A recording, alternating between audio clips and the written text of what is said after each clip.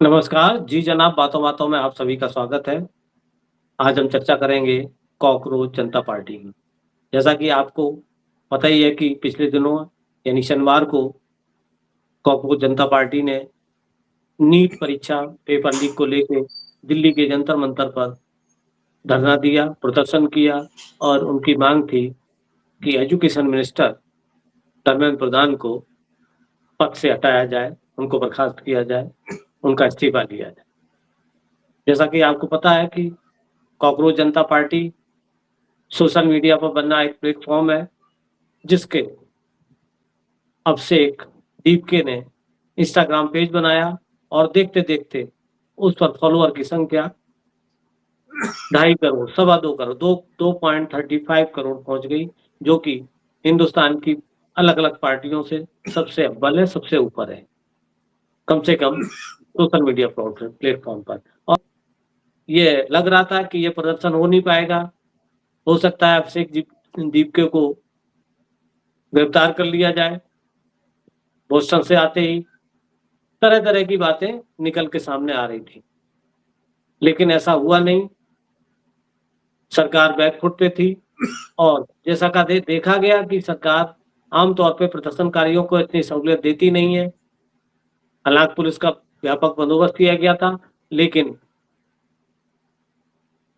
इस कॉकरोच जनता पार्टी के प्रमुख को जंतर-मंतर तक पूरे प्रोटोकॉल के साथ ले जाया गया और वहाँ पे उसने प्रदर्शन किया और 10 बजे से लेके 5 बजे तक उनकी परमिशन दी गई।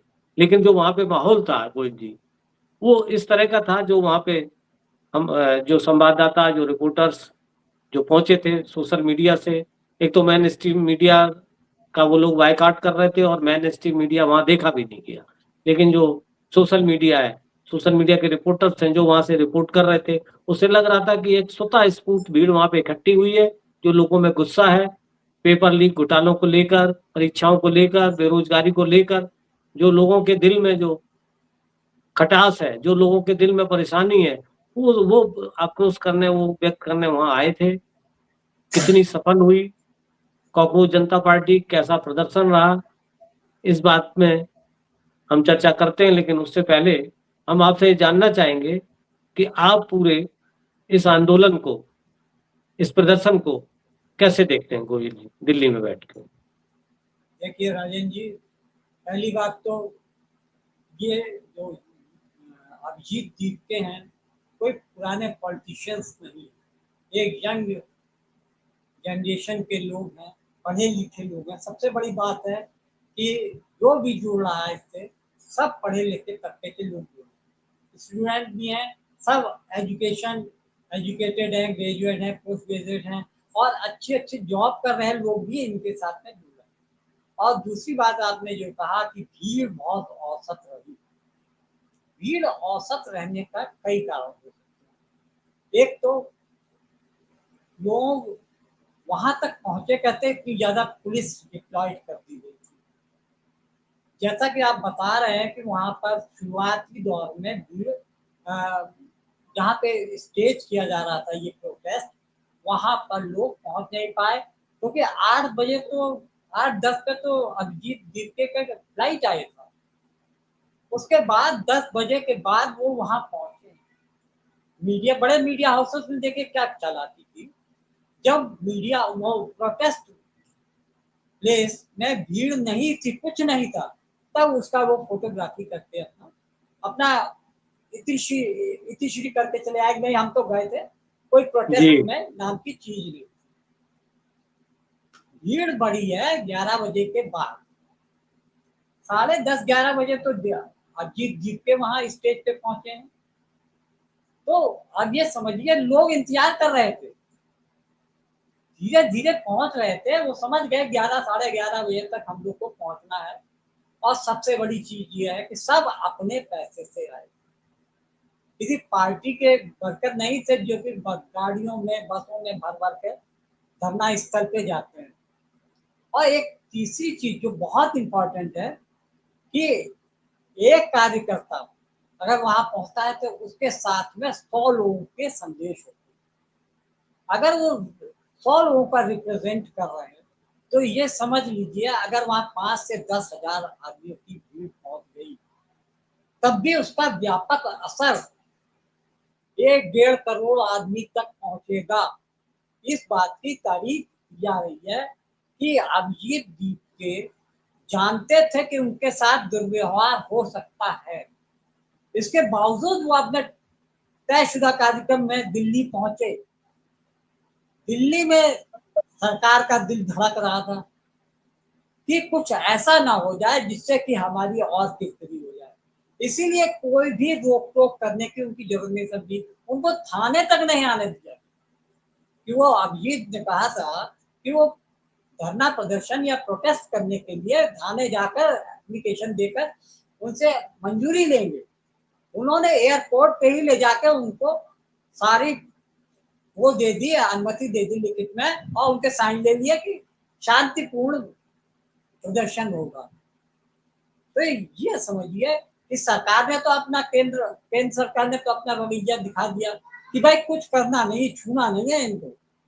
ये वो कहते हैं ना रक्त बीज है, कहीं जी जी। किसी से गलती हो गई तो ये पूरे देश में ही नहीं, विदेश पूरे दुनिया में ये हो जाएगा कि एक धरना प्रदर्शन रोकने के लिए उन्होंने साजिशें कितनी रची है। और आप ये जानते हैं कि बीजेपी है, वो कानूनी तौर पे नहीं करा सकते लेकिन गैर कानूनी तरीके से तो करा सकते हैं ना। इनके जितने भी समर्थक दल हैं, समर्थक इनके संस्थाएं हैं, उनके कार्यकर्ता वहां पर प्रोटेस्ट करने पहुंच गए कि ये हमारे देश की सुरक्षा व्यवस्था को चोट पहुंचाने के लिए आए हैं। वहां आपने रिद्धिमा शर्मा का नाम तो सुना होगा। रिद्धिमा शर्मा एक तरीके से बैक स्टेज आर्टिस्ट हैं बीजेपी की। वो हमेशा हर धरने प्रदर्शन में विपक्ष के धरने प्रदर्शन को खराब करने के लिए वहां पहुंचती है। और सीधे सीधे उन्होंने वहां जाकर जब लोगों ने उनके बीच में और कॉकरोचों के बीच में जब झड़प होने लगी, तब ये पूछा गया कि आप यहाँ क्या करने आए, ना तो आप प्रोटेस्ट में भाग लेने आई है और ना आपका कोई अपना प्रोटेस्ट है। तो उन्होंने कहा कि मैं कॉकरोचों पे हिट छिड़कनी है। तो यह मतलब समझ लीजिए कि 2-4-20 के संख्या में ऐसे लोग वहां पहुंचे और इस बात को लोगों ने कवर किया। और इससे जानते क्या हुआ, प्रदर्शन को और बल मिल गया। जो भी यूट्यूबर इनकी कैच नहीं करना चाहता था, मजबूरी में उसको वो भी कवर करनी पड़ी। तो ये समझ लीजिए लगते भी, क्योंकि वो तो उनके सांसद हैं। तो प्रदर्शन मेरे हिसाब से इतने भी लोग पहुंच गए तो बहुत बड़ी बात है। पूरे देश विदेश में एक संदेश चला गया कि सरकार को एहसास दिला दिया इस 5,000 आदमियों के धरने ने, या इससे ज्यादा या इससे कम हो सकता है कि वहां पे इतनी सारी संख्या में पुलिस की भी तैनाती है। जनसंख्या के आधार पे हम ये नहीं मान सकते कि ये फ्लॉप रहा या हिट रहा, लेकिन जो उनकी मंशा थी वो उन्होंने 5 घंटे अपना 5-7 घंटे अपना प्रदर्शन किया और भरपूर तरीके से किया। इसके लिए अभिजीत दीपके का बहुत बड़ा योगदान माना जाता है।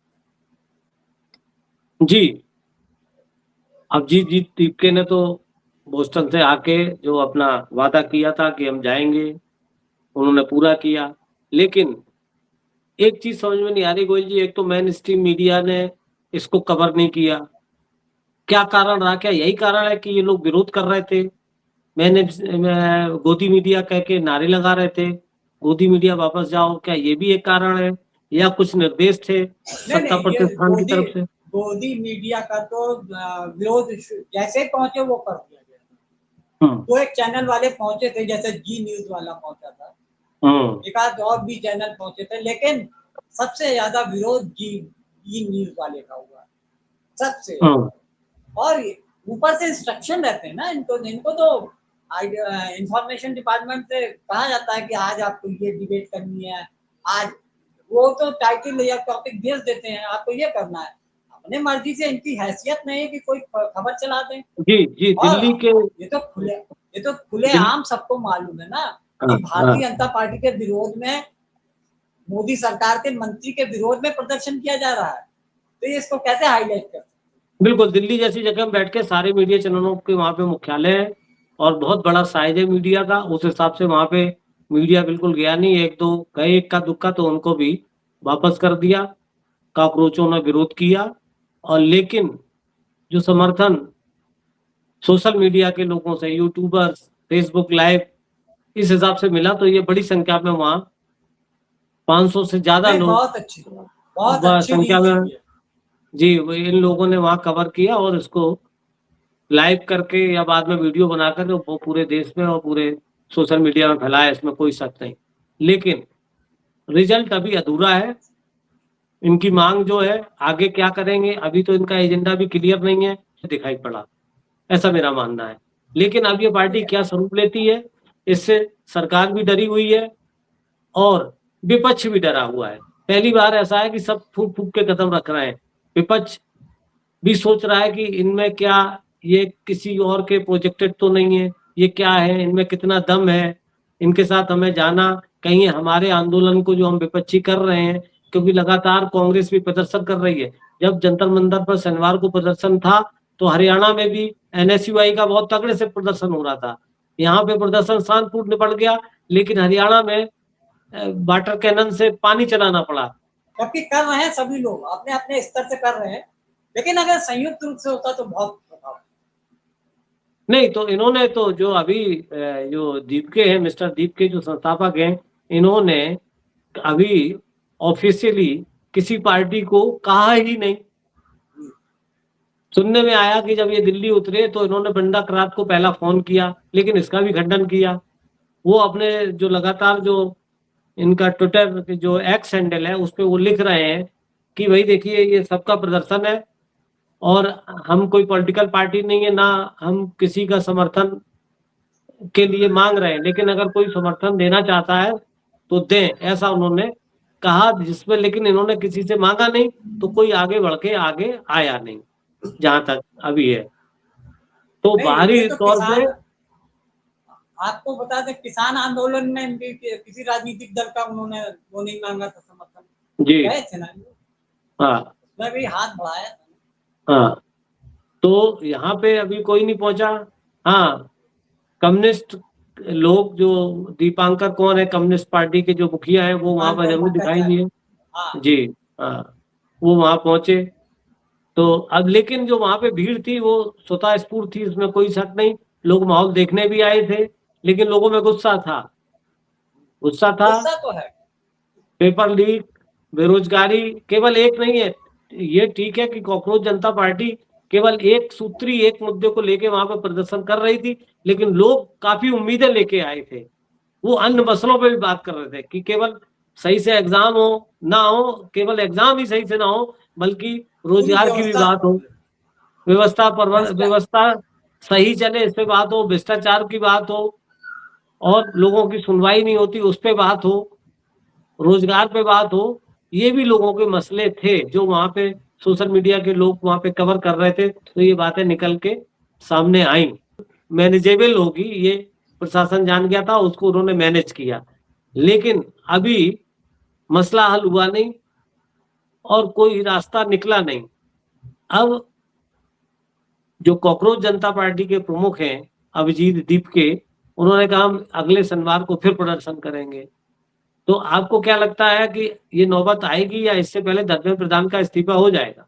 आप कैसे देखते हैं इसको? आप मोदी सरकार को, प्रधानमंत्री मोदी और शाह को जानते हैं, इतनी जी आसानी से कभी कुछ हुआ है? जब देश के बड़े बड़े पूरा विपक्ष हरदीप पुरी के इस्तीफे की मांग कर रहा था, इन्होंने सुना? धर्मेंद्र प्रधान के इस्तीफे के तो पूरे देश में हाहाकार मचा है, कोई सुना? एनटीए जी के जो चेयरमैन है प्रदीप जोशी, उनका इस्तीफा हुआ क्या? किसी का कुछ नहीं हुआ, केवल अधिकारी ट्रांसफर कर दिए गए। ट्रांसफर भी क्या किए गए? राहुल सिंह को एग्रीकल्चर में सचिव बना दिया गया, जो इनसे पहले एनटीए में वो थे, एनटीए में अभिषेक सिंह थे, अभिषेक सिंह तो अभी हैं, जो पहले यहाँ पे सुबोध कुमार सिंह, SK सिंह, तो वो NTA के DG थे, उनको वहां से ट्रांसफर करके छत्तीसगढ़ के उनको उनका वो बना दिया गया, प्रधान सचिव बना दिया गया, तो जी उनका तो प्रमोशन हो गया ना एक तरीके से। यहाँ से कबाड़ से उठा के उनको अच्छी जगह AC रूम में बैठा दिया। जी तो इतनी आसानी से ये लोग मानते नहीं है। अभी तक आपने 1.5-2 साल तक देखा था, 1.5-पौने 2 साल तक तो किसान दिल्ली के बॉर्डर पे बैठे रहे, इतना लंबा जी संघर्ष किया, तब जाके प्रधानमंत्री मोदी ने हार मानी थी। जी ये सीधे और सच्चे ईमानदार नहीं, इनसे ऐसी जी नहीं किया सकते। 600 किसानों ने बलिदान दे दिया, 600 मौतें हो गई, 700 मौतें हो गई। बिल्कुल सही कहा आपने। तो ये तो ऐसा लगता है कि इनका प्रदर्शन शासन सत्ता ने होने दिया, क्योंकि उनको पता था कि ये ऐसा बर्रैया का छत्ता है कि अगर इसमें हाथ लगाया तो जैसा आपने कहा कि रक्त बीज की तरह ये फैल जाएंगे, या बर्रैया की तरह ये पूरे देश में फैल जाएंगे, इसमें कोई शक नहीं। और इसको कॉकरोच के बारे में जानते हैं, कहते भी हैं ये अमर जीवी हाँ, होते हैं, मरते नहीं। जी जी मतलब जी इनके ये बारे में कहावत है कि जी कॉकरोच अमर जीवी है। और जी सरकार को आने वाले चुनावों की बड़ी चिंता है, उसमें यूपी का चुनाव बहुत इम्पोर्टेंट रखता है। तो ये समझ लीजिए कि कुछ ना कुछ करेंगे, लेकिन क्या करेंगे ये पता है, ये बात बिल्कुल सही क्योंकि आपने। इनकी जो योजनाएं हैं ना, 24/7 हर वक्त चुनाव की मुद्रा में रहना, तो ये समझ लीजिए कि ये चुनाव हाथ से जाने की, चुनाव को अपने हाथ में कब्जे में रखने की पूरी मंशा रहेगी और पूरी ताकत झोंक देंगे। तो ये आपका कहने का मतलब है, इनका परीक्षा कैसे हो उससे कोई सरोकार नहीं है, वो सब ऐसा चलता रहेगा। और जो सरोकार भी है तो सिर्फ अपने खिलाफ उठने वाली आवाजों से और अपने विरोध को दबाने से कैसे किया जाए, उसका चुनाव में कैसे इस्तेमाल किया जाए, उसको कैसे दबाया जाए, उसका कैसे लाभ उठाया जाए, पूरा फोकस इस पे रहेगा। जनता के सरोकारों से आज भी मतलब नहीं है, आप कहना ये चाह रहे हैं। ये सरकार, ये सत्ता ऐसी है। मेरा कहना ये है, अगर वास्तव में सही मायने में चुनाव हो जाए या हो गए होते, तो आज भारतीय जनता पार्टी की तख्ता पलट हो चुका हो। क्योंकि इनके साथ में सारी एजेंसीज हैं, चुनाव आयोग है और सुप्रीम कोर्ट भी चारों तरफ से आंख कान नाक सब बंद करके बैठा है। तो बहुत मुश्किल होता है चुनाव जीतना, बीजेपी को हराना। और हालात सभी जगह खराब है बीजेपी के, लेकिन ये कहते हैं ना कि साम दाम दंड भेद नीति, सभी नीतियों का प्रयोग करके चुनाव जीते। घर महाराष्ट्र चले गए और उन्होंने कहा कि अगर इस्तीफा नहीं होता है तो अगले शनिवार को वो फिर प्रदर्शन करेंगे। देखते हैं तब तक सरकार से कुछ पॉजिटिव उनको मिलता है या क्या सरकार उनको, लेकिन उनकी मांग तो एक ही सूत्री है कि किसी भी हो इससे कम झुकने पे तैयार नहीं है। वो तो सीधा सीधा उनका इतना है कि शिक्षा मंत्री का इस्तीफा हो, इससे कम कुछ नहीं। देखते हैं क्या होता है। बहुत बहुत धन्यवाद। आज इतना ही, कल फिर मिलते हैं किसी अन्य मसले पर। नमस्कार।